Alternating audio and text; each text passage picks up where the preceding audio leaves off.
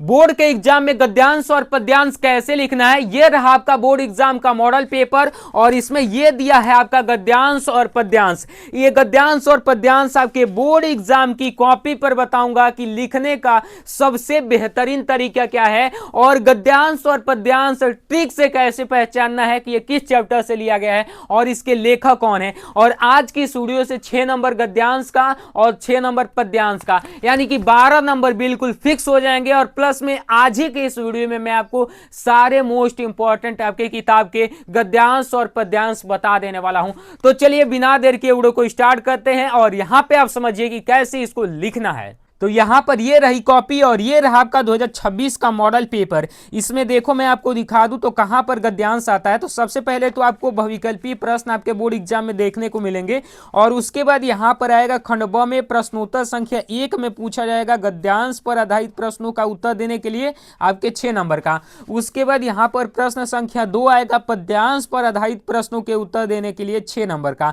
तो इन दोनों को मैं ट्रिक के साथ बताने वाला हूं कि कैसे आपको पहचानना है, क्योंकि बहुत सारे चैप्टर के अलग अलग चैप्टर के गद्यांश हैं, उसमें से कौन दे देगा और कैसे उसको पहचानना है कि किस चैप्टर से लिया गया, इसके राइटर कौन है, ट्रिक से मैं आपको बताने वाला हूं। ऐसा ट्रिक आपको कोई नहीं बताएगा और कौन सी गलती नहीं करना है, एक गलती वो भी बताने वाला हूं। अगर एक गलती ये कर दोगे तो तुम्हारा 6-6-12 नंबर के जगह पे यहाँ पे आपके 10 नंबर या फिर 9 नंबर ही दिए जाएंगे। तो वीडियो को लास्ट तक देखो। सबसे पहले यहाँ पर कैसे इसको लिखना है मैं यहाँ पे शुरुआत कर देता हूँ।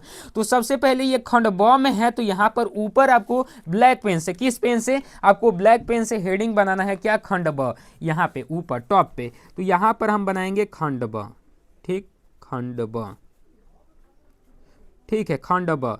उसके बाद ये क्या है, वर्णनात्मक प्रश्न है तो यहाँ पर लिखेंगे वर्णनात्मक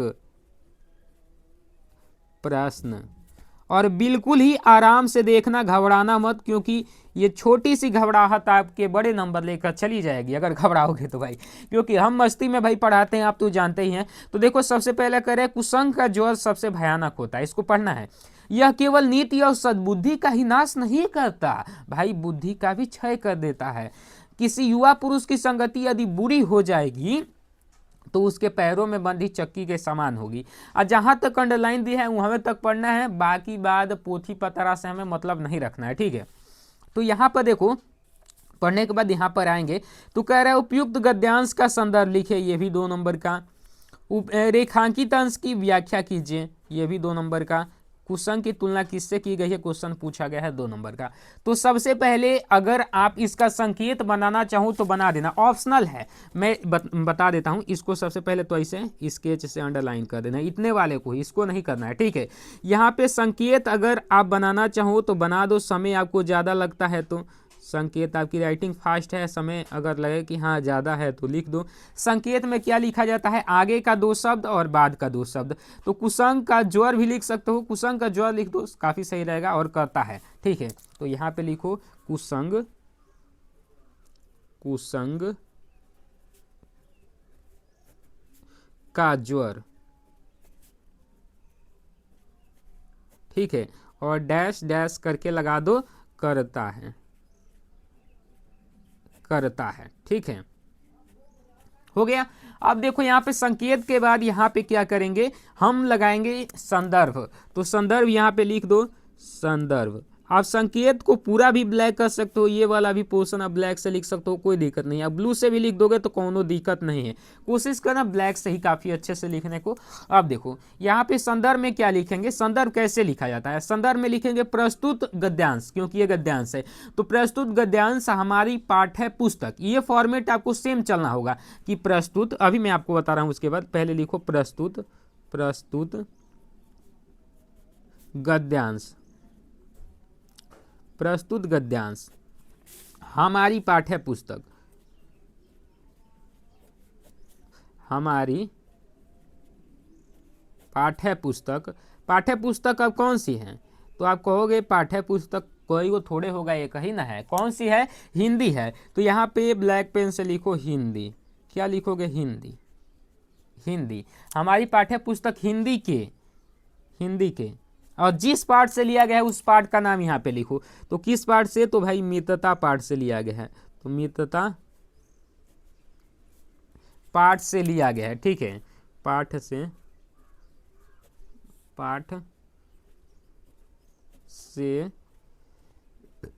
लिया गया है,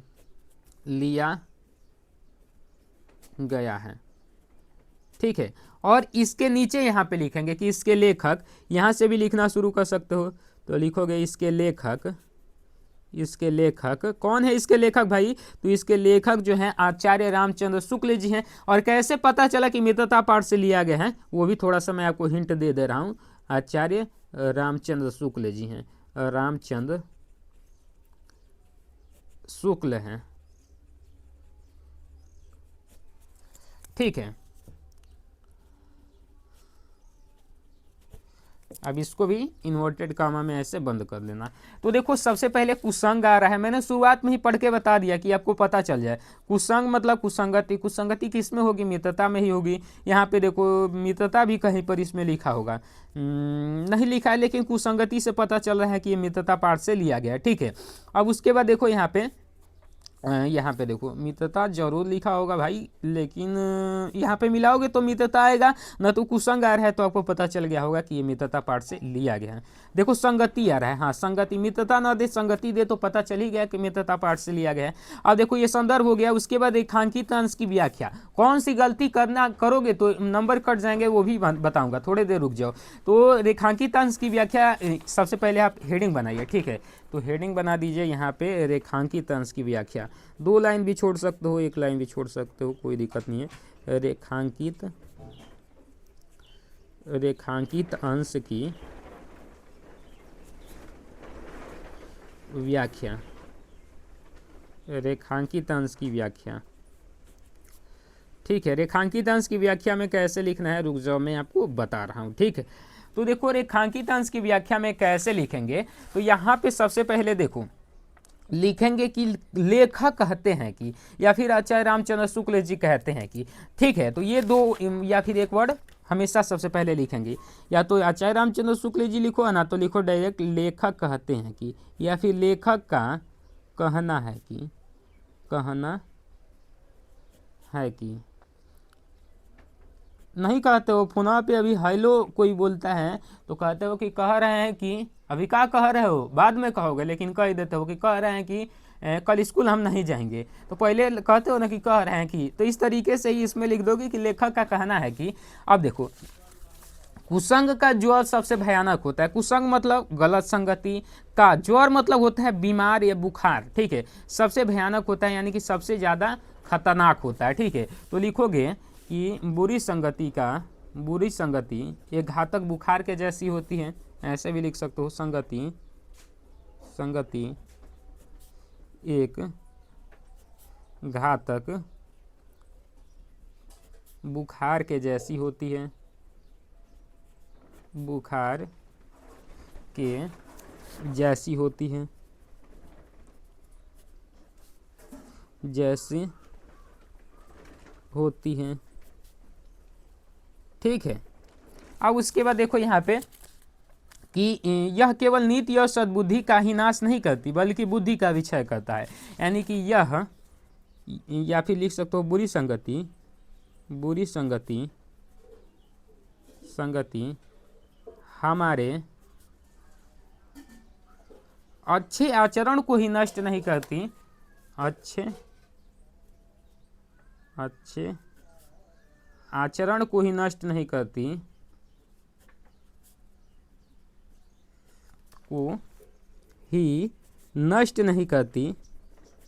नष्ट नहीं करती बल्कि हमारे बुद्धि का भी पतन कर देती है, या फिर हमारे बुद्धि को भी नष्ट कर देती है,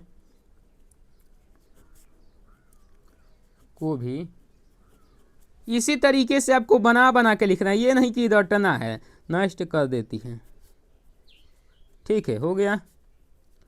उसके बाद देखो यहाँ पे कह रहा है कि यहाँ पे किसी युवा पुरुष की संगति यदि बुरी हो तो उसके पैरों में बंधी चक्की के समान होगी। तो यहाँ पर लिख देना कि यदि किसी युवा पुरुष की संगति गलत हो जाती है तो वह उसके पैरों में बंधे भारी पत्थर के समान होती है, जो उसे दिन प्रतिदिन औनत के गड्ढे में गिराती जाती है। इस तरीके से यहाँ पे आप लिख देना। मैं आपको समझाने के लिए ये वीडियो बनाऊं, क्योंकि मैं तो भाई एग्जाम में नहीं ना जाके लिखूंगा, आपको ही लिखना है। तो इतना चीज लिख देना। क्या लिखना है कि किसी युवा पुरुष की संगति यदि बुरी हो जाती है तो वो उसके पैरों में बंधे भारी पत्थर के समान हो जाती है। जिस प्रकार भारी पत्थर हमें आगे नहीं बढ़ने देता, उसी प्रकार कुसंगति हमें आगे बढ़ने नहीं देती है। ये चीज लिख देना। उसके बाद लास्ट नंबर का कह रहा है कि कुसंग की तुलना किससे की गई है। तो यहां पर लिखोगे कुसंग की तुलना, कुसंग की तुलना, कुसंग की तुलना एक घातक बुखार से की गई है। एक घातक बुखार से की गई है,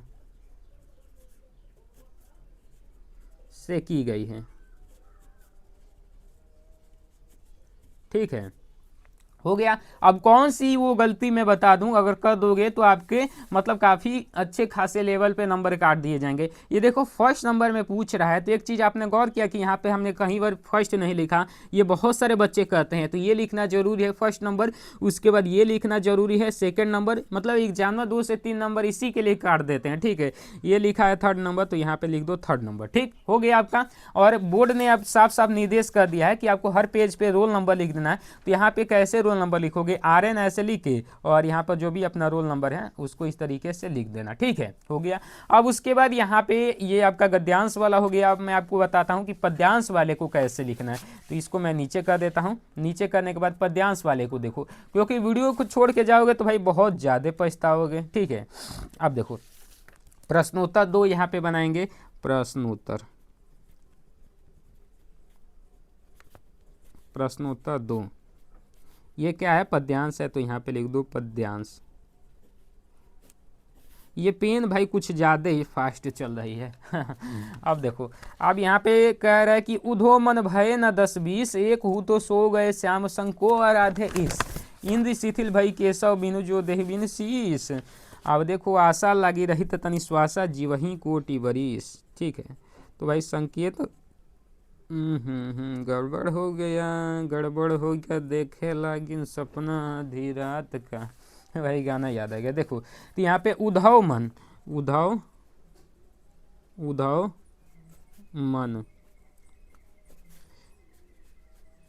ठीक है। उसके बाद देखो यहाँ पे कोटि बरिस,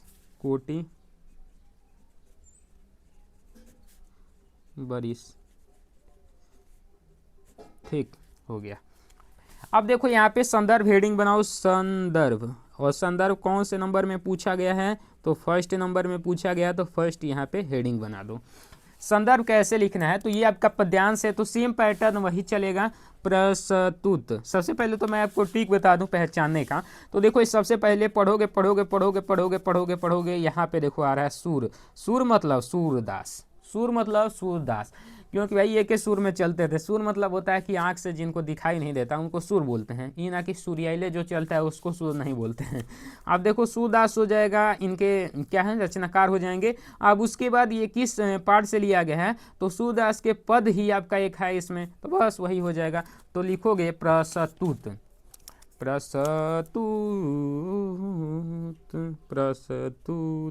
प्रस्तुत किया जाए, प्रस्तुत, ये आपका पद्यांश है, तो यहाँ पे लिखो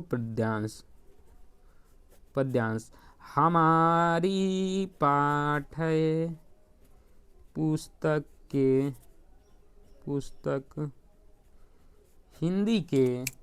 हिंदी है ना भाई, हिंदी लोग के किंदी, पहले हम लोग लिखते थे छोट पे कापी पे। हिंदी के सूरदास के पद पाठ से अवतरित हैं, सूरदास के पद पाठ से अवतरित हैं, अवतार लिए पाठ से अवतरित हैं, अवतरित मतलब लिया गया है, ठीक है, अवतरित हैं। ये कई चीज़ हुई है, लिखने से बेहतर है कि थोड़ा सा चेंज किया जाए। और इसके लेखक नहीं लिखेंगे भैया, लिखेंगे रचनाकार। इसके रचनाकार कौन है? तो सूरदास जी हैं, सूरदास हैं, सूरदास जी हैं। ठीक है, हो गया। अब देखो यहाँ पे सूरदास जी हैं, हो गया। अब यहाँ पे लिखेंगे रेखांकित अंश की व्याख्या। 2 नंबर हेडिंग बनाओ, 2 नंबर। तो रेखांकित अंश की व्याख्या, रेखांकित अंश की व्याख्या।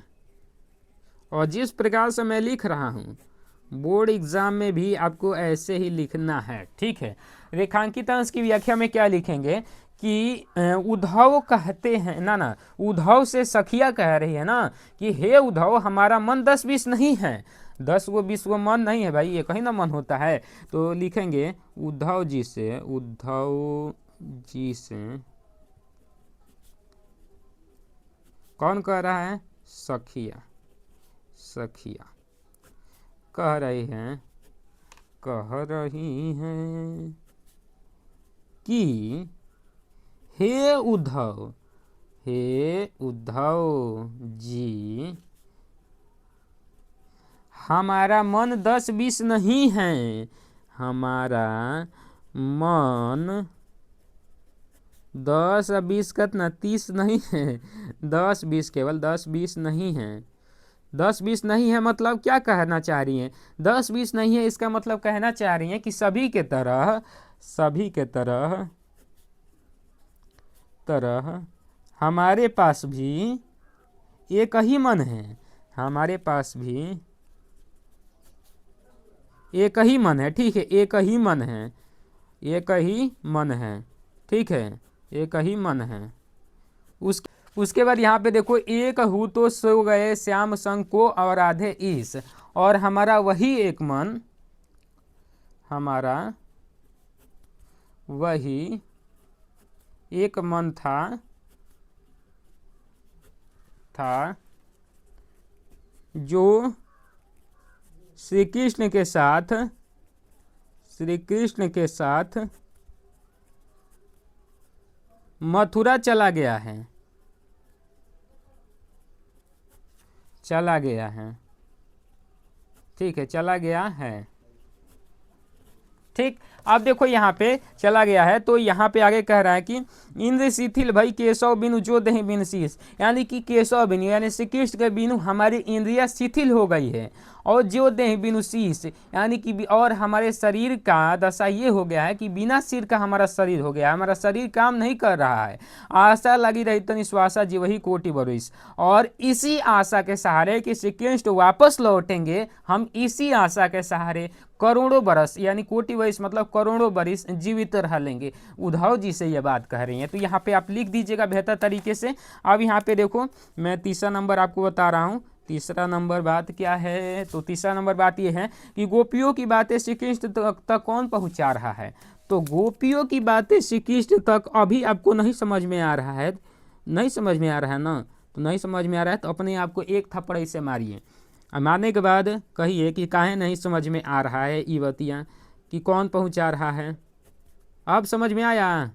नहीं समझ में आया तो देखो, तक उद्धव जी ना पहुंचा रहे हैं, उद्धव जी पहुंचा रहे हैं, यह बिचौनिया हैं। ठीक है, ये नहीं के बाद उन्हें कर रहे हैं। ठीक, तो हो गया आपका ये पद्यांश वाला भी। तो मैं उम्मीद करता हूं कि आपको गद्यांश और पद्यांश दोनों अच्छे से समझ में आ गए होंगे।